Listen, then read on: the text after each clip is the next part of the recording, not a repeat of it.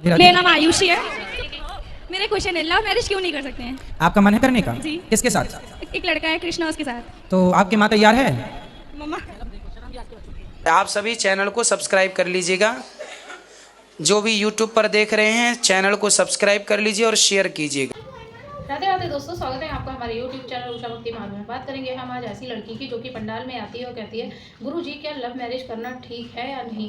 तो गुरुजी ने आइए दोस्तों देखते हैं कि इस विषय में उस लड़की को क्या समझाया। आज का वीडियो अन्य बच्चों के लिए भी बहुत ही ज्ञानवर्धक होने वाला है, यहाँ तक कि माता पिता के लिए भी बहुत ज्ञानवर्धक होने वाला है।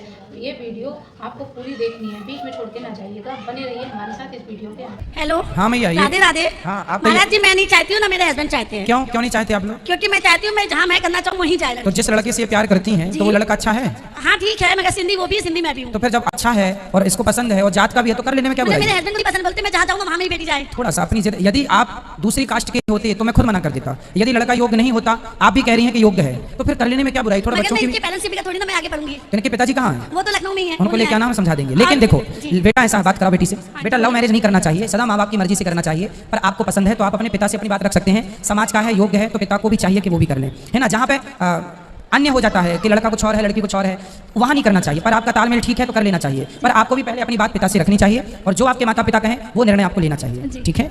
मनमानी नहीं। गुरुजी जय श्रीमन नारायण। जय श्रीमन नारायण। गुरुजी मैं आपका बहुत बड़ा मतलब कि फैन हूँ और मेरा पर्सन ये है कि मैं ब्राह्मण परिवार से हूँ। तो यहाँ के लोग बाग जो है, कुछ ब्राह्मण जो पंडित है वे बोलते हैं कि ब्राह्मण को हरिजन के घर पर भोजन नहीं करना चाहिए, यानी कि समझ जाओ आप। ठीक है, तो क्या ये सच है? देखो ऐसा है, भोजन वहाँ करना चाहिए जहाँ पवित्रता हो। यदि किसी हरिजन के घर में भी यदि पवित्रता है तो आप वहाँ कर सकते हैं। निमंत्रण वाला सर, निमंत्रण वाला नहीं। देखिए ऐसा है, खान पान ना शुद्ध होना चाहिए। हम जात की बात नहीं कर रहे हैं। ब्राह्मण के घर भी मत खाओ। यदि आपको पता चल जाए कि ये मांसाहारी ब्राह्मण है तो ब्राह्मण के घर भी मत खाओ। और यदि ये पता चल जाए कि कोई शूद्र भाई बड़ा सात्विक भगवान का भक्त है तो वहाँ भी आप भोजन कर सकते हैं, कोई दोष नहीं है।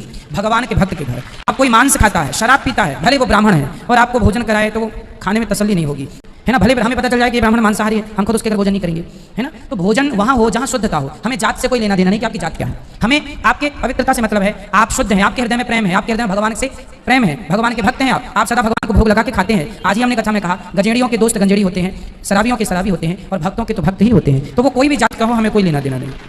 सर एक सवाल मेरा ये है कि आपने कहा है कि सोच करने के बाद नहाना चाहिए, ठीक है, कथा में। तो शास्त्र में मेरे सुनने में ऐसा है कि रात को तो नहाना नहीं चाहिए सूर्य के बाद, क्योंकि गोहत्या लगती है ना। किसने बोला आपको? सर मेरे सुनने में आया, गलत सुना आपने। रात को नहा सकते हैं सोच करने के बाद? बिल्कुल, आधी रात को आप सोच जाएंगे तो नहाएंगे। ये कितनी गलत बातें कौन बताता रहता है? ये सर टीवी में आते हैं, सुरेश पांडे जी पंडित जी, मैं देखता हूँ उनकी कालचक्र के नाम से आता है, अभी बता रहे थे।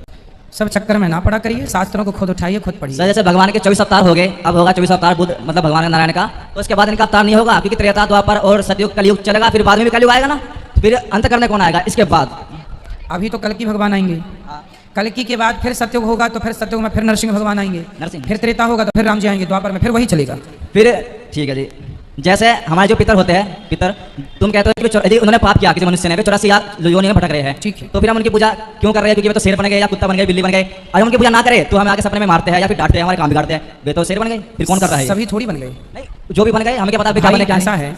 जैसे आपके पिताजी पुण्य करके मरे जी, तो वो तो मुक्त हो गए, पर आपके दादाजी के पिताजी कोई पाप कर लिया होगा उन्होंने, तो उनकी मुक्ति नहीं हुई, वो पड़े हुए हैं। जरा सा पुण्य मिलेगा तो उनकी सदगति होगी, तो वो पितृलोक में पड़े रहते हैं। कोई हमारे पूर्वज जो होते हैं ना, जरूरी नहीं है कि हमारे पिता के पिता के पिता के पिता जो सैकड़ों मर चुके हैं वो सब पितृलोक में हैं। भाई हम पुण्य करके मरेंगे तो हमारा उद्धार हो जाएगा, पर जरूरी थोड़ी है कि सभी पुण्य करके मरें। तो जो पाप करके मरे हैं उनके लिए आप लोगों को पिंडदान, तर्पण, भागवत जी की पोथी के चलो उनकी भी सदगति हो जाए, चूंकि हमारे पूर्वज हैं। आप कहते हो कि भागवत से कि मनुष्य को मतलब कि जो मर जाता है मोक्ष मिल जाता है, ठीक है। यदि कोई मरने के बाद शेर बन गया सपोज दैट, हाँ, तो और मैंने उसके नाम की भागवत करवा दी संकल्प से, ठीक है, तो उसे मोक्ष कैसे मिलेगा? माने की संकल्प में तो आपका गोत्र होगा ना जी, तो आपके गोत्र में जितने आए हैं, हाँ, आपके पिता के पिता के पिता के पिता, सबका तो वही गोत्र कहलाएगा। जी, जी, जी। तो उस गोत्र से सबको प्राप्त होता है। यदि आपके पिताजी या दादाजी या जो भी व्यक्ति हैं वो शेर बने हैं, तो शेर यदि उसे किसी प्रकार की दिक्कत है तो उस रूप में उसे, यदि वो बीमार है, नहीं ठीक है, आपने बताया था मांस मिल जाएगा शेर को। नहीं, मरने के बाद फिर वो जन्म से छूट जाएगा, पुनर्जन्म से नहीं, पुनर्जन्म वो तो चक्कर में पड़ी है ना, शेर बना है मतलब जन्म मृत्यु में तो पड़ी। शेर तो बने हैं, हमने भागवत करवा दी, मोक्ष मिलेगा, मरने के बाद दोबारा नहीं होना चाहिए जन्म। सुनिए, मोक्ष तो मिल जाएगा, उसके पापों से मोक्ष तो उसके ही कर्मों से मिलेगा। आप लोग जो कर रहे हैं उस कर्म से ये होगा कि वो जिस योनि में है उस योनि में उसे कष्ट नहीं होगा। माना कि शेर है और वो यदि दुखी है तो हो सकता है कि आपके पुण्य से उसको कोई दवा देने पहुंच जाए या उसका कोई मददगार पहुंच जाए। भाई कुत्ते को भी तो लोग दवाई दे देते हैं, सब कुत्तों को नहीं पर कुछ को मिल जाता है। कहने का तात्पर्य है उस योनि में यदि वो कष्ट पा रहा है तो उस योनि के कष्ट से तो वो मुक्त हो जाएगा, बट 84 के चक्कर से तो वो खुद के ही कर्म से जाएगा, है ना। यदि आपने उसके नाम की पोथी कराई है तो ये निश्चित है कि उसकी सदगति होगी, पर वो उसके पाप भोगने के बाद। पहले उसका पाप, अभी शेर के बाद उसे कुत्ता भी बनना होगा तो वो कुत्ता भी बन लेगा, मुर्गा भी बनना होगा मुर्गा, पर उसके बाद उसकी सदगति हो जाएगी। आप कहते हो कि यदि जैसे मेरा कुछ काम बिगड़ गया, ठीक है, तुम कहते हो कि तुमने कुछ गलत किया पिछले जन्म में, और आप कथा में कहते हो कि हमारा जो 5 किलो पाप निकला है उसके बल पर हमने 84 लाख योनियां भोग ली, ठीक है, और फिर हमें 100 ग्राम का पाप पुण्य का मनुष्य जन्म मिला, तो फिर तुम कहते हो कि जो हमने अब हमारे साथ दुख हुआ कि वो पिछले जन्म का पाप करवाया, क्योंकि पाप तो है नहीं, क्योंकि पाप तो हम भोग आए, फिर तुम ऐसा क्यों बोलते हो गुरुजी? बेटा बात ऐसी है कि हम 100 ग्राम पुण्य लेके तो मनुष्य बने हैं। हाँ जी। तो इसमें एक चीज़ और है कि हम मनुष्य बनने के लायक नहीं थे। एक चीज़ और समझनी पड़ेगी कि जैसे 100 में से 33 नंबर चाहिए पास होने को, किसी के 31 नंबर आए तो 2 नंबर का मास्टर जी ग्रेस देते हैं अपनी ओर से और पास कर देते हैं। उसी प्रकार हम 100 ग्राम पुण्य किए जरूर हैं, पर उस पुण्य के बल पे हमें मनुष्य का शरीर नहीं मिलता। वो तो भगवान की कृपा करके वो अपनी तरफ से कृपा का ग्रेस जोड़ के और हमें मनुष्य का शरीर दे देते हैं। और फिर जो 100 ग्राम पुण्य है तो केवल पुण्य नहीं, हमने जो पाप किया ना 5 किलो, वो सारे पाप भोगने में नहीं आते, कुछ कुछ बच जाते हैं। वो बचे हुए पाप हमें यहाँ प्राप्त, जैसे पितामह भीष्म पितामह भीष्म ने एक सांप को कांटों के ढेर में फेंक दिया, जी बिल्कुल, तो कांटों की सही पे लेटना पड़ा। कुछ पाप ऐसे हैं कि चलो आपको शेर बना के भगा दिया, हाथी बना के, पर कुछ पाप ऐसे हैं कि आपको मनुष्य के रूप में ही भोगना पड़ेगा। गुरु जो है, जैसे मैं 50 साल का हूँ सपोज डैट, तो मैं किसी 15 साल के को गुरु बना सकता हूँ अपने छोटे को? गुरु उम्र से नहीं होता बेटा, गुरु ज्ञान से। जिसके अंदर ज्ञान है उसकी उम्र नहीं देखी जाएगी कि उम्र से छोटा है। जो बल से बड़ा होता है उसे बलवान कहते हैं, जो धन से बड़ा होता है उसे धनवान कहते हैं, पर जो ज्ञान से बड़ा होता है वो सबसे बड़ा होता है। मैं छत्तीसगढ़ से हम लोग दोनों आए हैं महाराज जी, लेकिन एक जगत कल्याण के लिए बहुत रिक्वेस्ट है, विनती है। वहाँ पे परसा कोल ब्लॉक के नाम से बहुत बड़ा जंगल को काटा जा रहा है। कहाँ?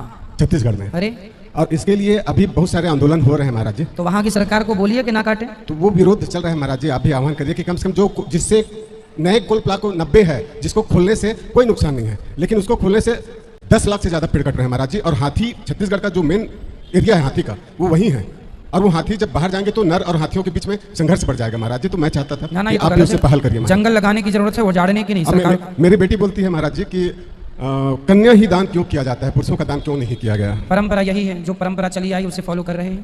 प्रणाम महाराज जी। लोगों में भक्ति जगानी है, मेरा ये सपना है। जैसे प्रभुपाद जी ने करा था, आप कर रहे हो, ऐसे मेरा भाव है जी। हाँ, तो अच्छा, सबको कथाएं सुनाया करो भगवान की, और सबको बोला करो कि भगवान की सेवा करो, भगवान की भक्ति करो। और मैं गुरुजी जब भी आता हूँ ना, मैं साधु संतों को देखता हूँ तो मुझे को देखा नहीं जाता है गुरुजी।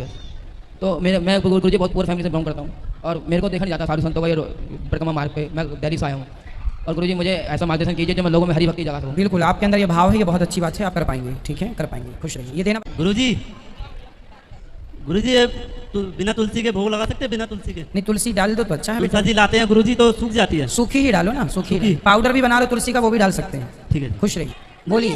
गुरुजी ਅਸੀਂ ਲੁਧਿਆਣੇ ਤੋਂ ਆਏ ਆ, 3 ਮਹੀਨੇ ਹੋ ਗਏ ਤੁਹਾਡੀ ਕਥਾ ਸੁਣਦੇ ਨੂੰ। ਅਸੀਂ ਸੋਚਿਆ ਨਹੀਂ ਸੀ ਅਸੀਂ ਵਰਿੰਦਾਵਨ ਆਵਾਂਗੇ, ਅਸੀਂ ਵਰਿੰਦਾਵਨ ਆਏ ਆ ਅੱਜ ਸਵੇਰੇ। ਗੁरुजी ਇੱਕ ਪ੍ਰਸ਼ਨ ਹੋਰ ਕਿ ਮਤਲਬ ਕਿ ਮੈਂ ਨਾਮ ਲੈਣਾ ਚਾਹੁੰਦੀ ਹਾਂ ਤੁਹਾਡੇ ਕੋਲੋਂ। ਮੈਂ ਨਾ ਪਿਆਜ਼ ਖਾਂਦੀ ਆ, ਪਿਆਜ਼ ਹੌਲੀ ਹੌਲੀ ਕਰਕੇ ਛੱਡ ਸਕਦੇ ਆ?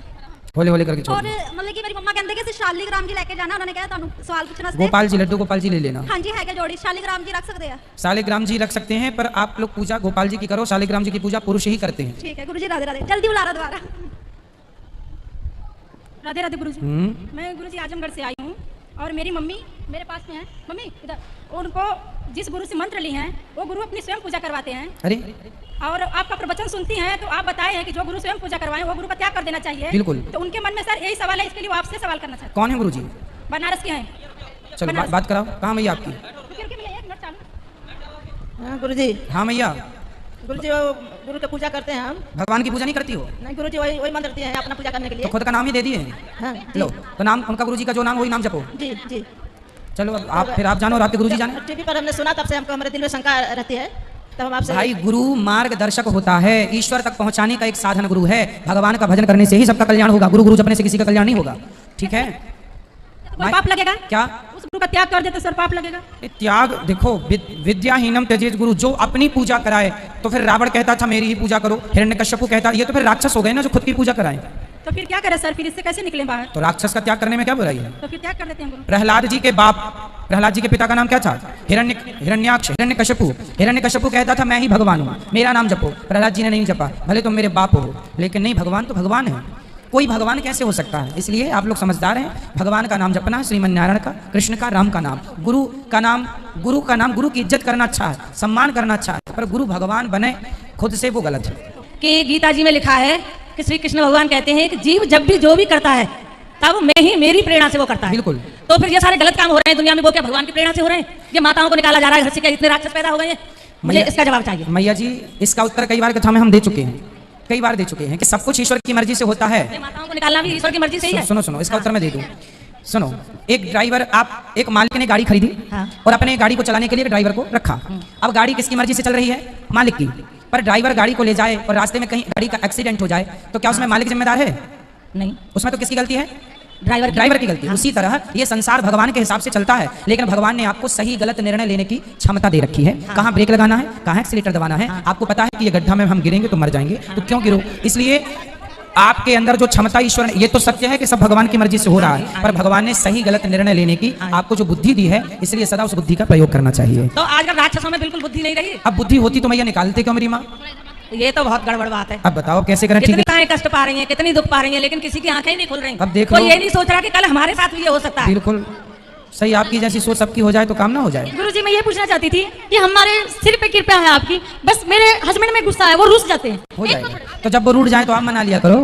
तो देखा दोस्तों, आज की वीडियो आप लोगों ने देखी और सुनी। जैसे कि उस लड़की ने प्रश्न किया कि गुरुजी लव मैरिज क्यों नहीं करनी चाहिए, इस पर गुरुजी ने यही समझाया और उसकी माता से भी बात की। अगर लड़का आपकी बिरादरी का है और योग्य है, अच्छा है, तो आपको शादी कर देनी चाहिए। उसमें माँ बाप को सहयोग भी करना चाहिए। लेकिन लव मैरिज अच्छी नहीं है कि क्या पता वो लड़का अच्छा है या नहीं है। जहाँ माँ बाप चाहें वहीं करनी चाहिए। तो दोस्तों, आज की वीडियो से आपको जो भी ज्ञान प्राप्त हुआ हो, आप हमें कमेंट बॉक्स में कमेंट करके जरूर बताएं। और हाँ, अगर अभी तक आपने हमारे चैनल को सब्सक्राइब नहीं किया है तो आप हमारे चैनल को सब्सक्राइब कर लें। और हाँ, हमारी वीडियो को ज़्यादा से ज़्यादा लाइक और शेयर करें। कमेंट बॉक्स में राधे राधे लिखना ना भूलें। मिलेंगे किसी ऐसी ही अन्य वीडियो के साथ, तब तक के लिए राधे राधे।